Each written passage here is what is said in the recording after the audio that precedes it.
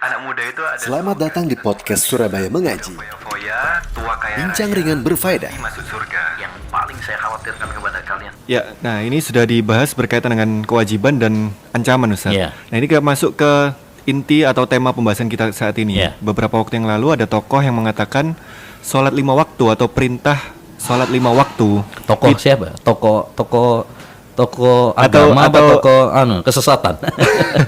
Ya, seseorang yang mengatakan, Ustaz, bahwasanya sholat 5 waktu ini nggak ada perintahnya di dalam Al-Quran. Maksudnya dirikanlah sholat 5 waktu. Mungkin yang diinginkan itu kayak gitu. Nah ini Tekstualnya, ya. tekstualnya. Apa benar atau bagaimana, Ustaz? Ya, inilah zaman sekarang itu begitu, banyak orang itu aneh-aneh zaman sekarang itu. Ya betul kata seorang penyair dulu ya. Allahu akhir mautati fata'akhirat hatta ra'aitu minaz zamani ajaiba. Ya Allah, akhirkan kematianku sehingga aku bisa melihat keajaiban-keajaiban. Sekarang Ya, banyak zaman nih. iya, sekarang banyak orang aneh-aneh ya. Salah satunya inilah tadi. Ya, orang mencoba mengatakan bahwasanya sholat 5 waktu itu nggak ada dalam Al-Quran. Ini maksudnya apa dan maunya apa Ya. dari mengucapkan seperti itu. Itu kan itu perlu di ini ya. Sampai maunya apa? Menggulirkan ucapan seperti itu, ya. Nah, ucapan ini mengandung, kalau bagi ana mengandung salah satu hal yang sangat berbahaya. Kenapa? Karena membuat permusuhan di antara kaum muslimin, ya, sehingga saling berdebat, ya, kemudian juga saling mengecam, ya, saling mengecam dan antara satu dengan yang lainnya. Dan juga ini mengandung salah satu racun yang sangat berbahaya, yaitu apa? Pengingkaran terhadap sunnah. Seakan-akan dia mengatakan apa? Sholat 5 waktu tekstualnya itu nggak ada loh dalam Al-Quran, ya, dalam Al-Quran. Saya tahu itu ada dalam hadis, Ya. adanya dalam hadis, tapi kalau dalam Al-Quran nggak ada. Ya, maunya dia adalah hanya beriman dengan Quran saja, ya. Dan ini salah satu pemikiran yang sangat berbahaya, yang biasa dicetuskan oleh orang-orang liberal yang pada hakikatnya dia menikam, ya, menikam sunnah Nabi Shallallahu Alaihi Wasallam. Seakan-akan dia nggak butuh kepada sunnah Nabi. Dan ini pemikiran yang sangat berbahaya, ya. Kenapa demikian? Karena Islam itu sumbernya adalah Al-Quran dan hadis. Sepaket ini, Ustaz. Iya, satu paket, nggak bisa dipisahkan. Bahkan hadis itu adalah bagian dari wahyu Allah Subhanahu wa Ta'ala. Kata Nabi SAW, ala inni utitul Quran wa mislahu ma'ahu. Ketahuilah bahwasanya saya diberi Al-Quran dan semisalnya juga bersama dia, yaitu hadis. Ya, nah ini kalimat ini mengandung racun ini kalau kita cermati, yaitu pengingkaran terhadap sunnah Nabi Shallallahu Alaihi Wasallam. Dan itu salah satu pemikiran liberal yang sangat berbahaya. Berbahaya. Adapun mengatakan bahwasanya sholat 5 waktu itu nggak ada dalam Al-Quran, ini kalau yang dia maksud adalah mungkin tekstualnya sholat secara tegas, memang tidak ada. Ya, memang tidak ada. Tapi kembali kita dalam memahami Al-Quran itu kan tidak bisa lepas dari hadis. Ya. Tidak lepas juga dari penafsiran para ulama. Tidak bisa lepas dari bahasa Arab. Makanya kita memahami Al-Quran itu perlu kaidah-kaidah ilmu tafsir. Al-Quran ditafsirkan dengan Al-Quran, Al-Quran ditafsirkan dengan hadis, Al-Quran ditafsirkan dengan ucapan para sahabat, penafsiran para sahabat, para tabi'in. Al-Quran ditafsirkan dengan bahasa Arab karena memang diturunkan dengan bahasa Arab. Ya, kalau mengatakan Al-Quran sholat 5 waktu nggak ada dalam Al-Quran, ya, kalau secara tegas tekstualnya memang nggak ada. Ya, sholat duhur, sholat subuh secara, tapi ya, kalau kita membaca memahami Al-Quran itu dengan hadis, kemudian memahaminya dengan penafsiran para sahabat, ya banyak, baik secara terkumpul maupun terpisah.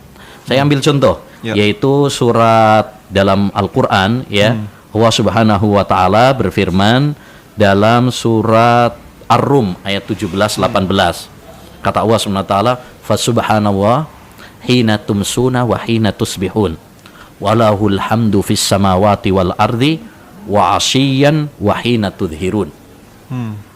Maha suci Allah Subhanahu wa taala ketika di petang ya, di hari yang petang dan ketika subuh.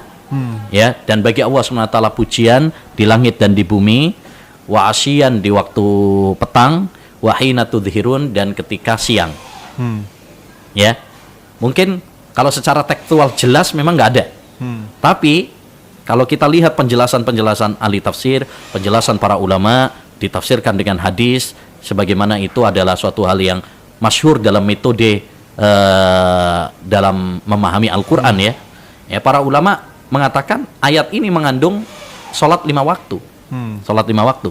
Makanya kata Imam Ibnu Al-Jauzi dalam tafsirnya Zadul Masir, salah satu kitab tafsir ya, mengomentari ayat tadi, wa hadhil ayah qad jama'at as-shalawatil khams.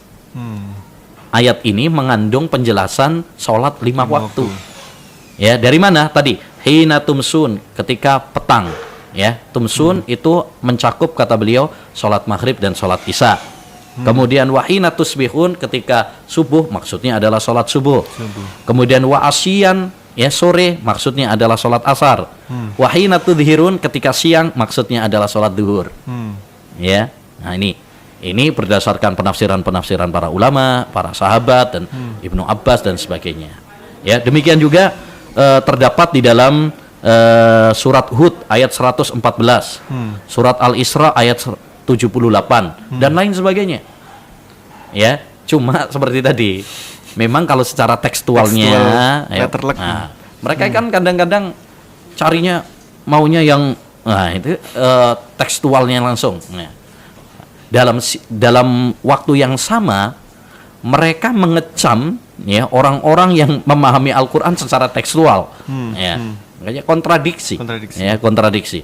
Jadi intinya ucapan ini adalah ucapan yang mengandung racun yang berbahaya, yaitu pengingkaran terhadap sunnah Nabi SAW. Seakan-akan mereka ini loh nggak ada dalam Al-Quran. Ya, berarti ya perlu diragukan. Ya, karena nggak ada dalam Al-Quran. Ya, kalau hadis itu kan mereka nggak terlalu percaya dengan hadis. Makanya mereka bilang hadis itu ada yang sahih, ada yang enggak, ada mungkin dusta dan sebagainya. Bahkan mungkin walaupun hadis tersebut dalam Sahih Bukhari, dalam Sahih Muslim, kalau nggak sesuai dengan hawa nafsu dan akal mereka juga nggak percaya.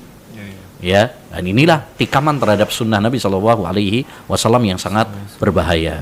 Ya, sebagai seorang Muslim kita harus meyakini bahwasanya Al-Quran dan hadis itu adalah sumber hukum dalam agama Islam. Ya, jadi intinya perkataan sholat 5 waktu nggak ada dalam Al-Quran ini adalah kejahilan dan kesesatan. Ya, kejahilan karena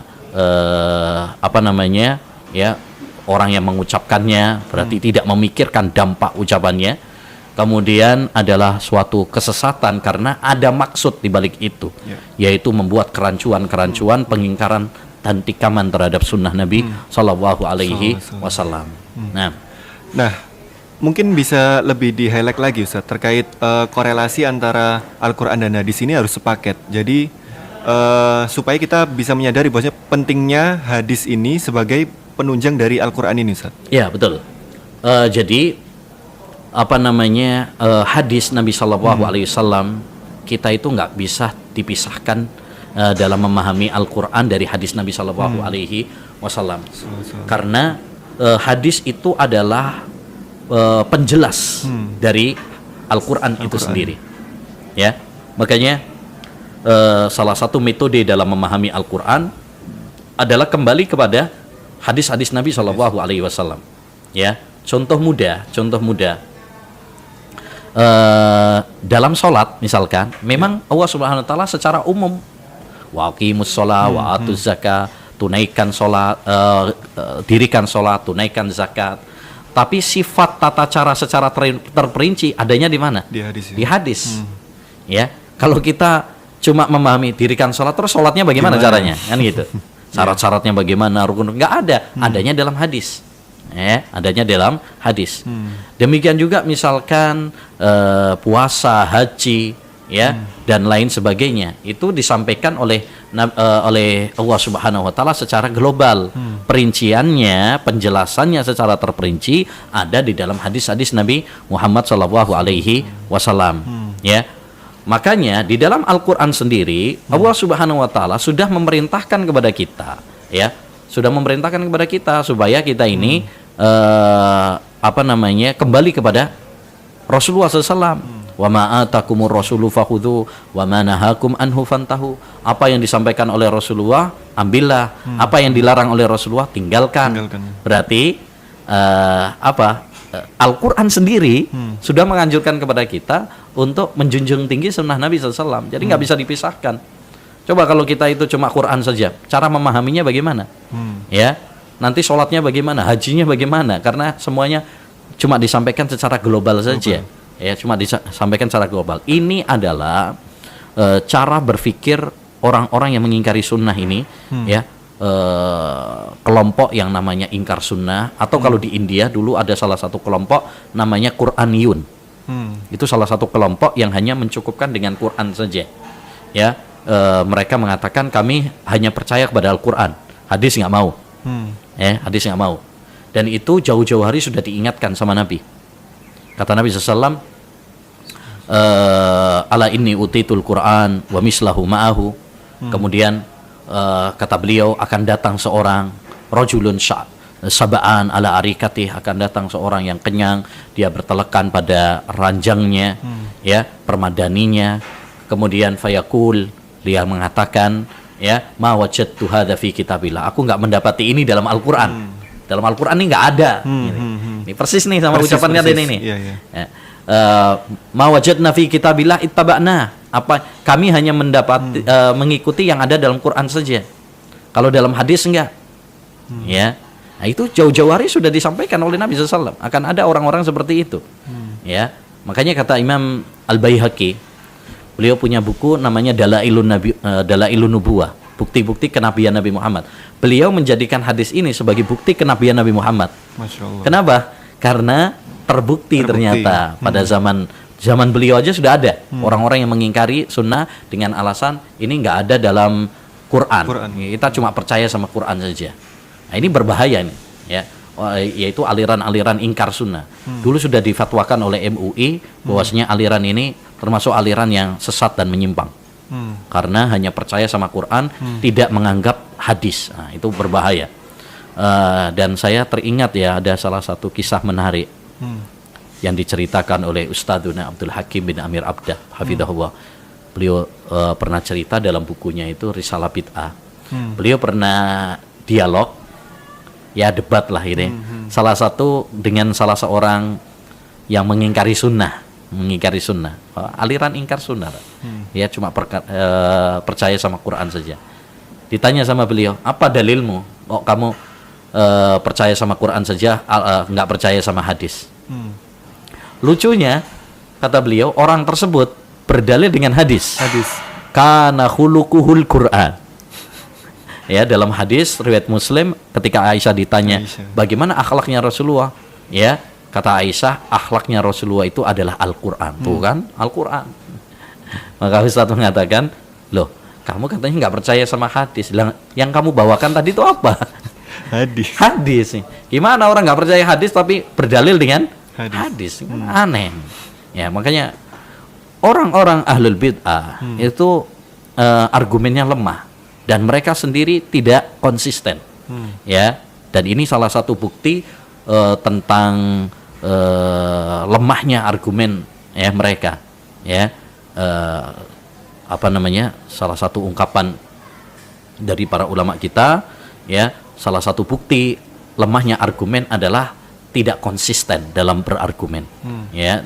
Kadang seperti ini pelin-pelan, ya, pelin-pelan dalam tidak konsisten dalam berdalil. Intinya kita dalam memahami Al-Quran tidak lepas dari hadis Nabi Muhammad SAW, ya, termasuk dalam masalah ini, yaitu dalam memahami masalah sholat, ya, jangan hanya pada Al-Quran saja, kita harus kembali kepada hadis, ya gitu loh. Nah, oleh karenanya nggak usahlah kita dengerin omongan orang-orang yang jahil yang ini ya anggap aja lalu lalang. Lalu lalang. Ya, tapi ada bagusnya juga sih, biar dibahas gitu, jadi Ya, ilmu gitu ya. jadi ilmu. Jadi ilmu. Mungkin awalnya mungkin orang nggak bakalan mengira ada Iya, orang iya. Bicara Bicara seperti kayak itu. gitu, Ya. Ya. Salah satu faedahnya jadi bahan konten Surabaya Mengaji. Masya Allah. Khair. Baik, sekian jazakallah khair. Baik, demikian dari tema yang pertama, yaitu tentang kita membahas berkaitan dengan perkataan seorang mengatakan bahwasanya sholat 5 waktu tidak wajib. Dan tadi sudah dibahas oleh Ustadz bahwasanya sholat hukumnya wajib, kemudian ancaman-ancaman meninggalkannya, kemudian ada keterkaitan antara Al-Quran dan Sunnah, itu harus sepaket. Dan bahkan di Al-Quran sendiri itu ada dalil-dalil yang mengatakan bahwasanya tafsirnya itu adalah perintah untuk mendirikan sholat 5 waktu. Semoga bermanfaat. Kita bertemu kembali di episode berikutnya, insya Allah.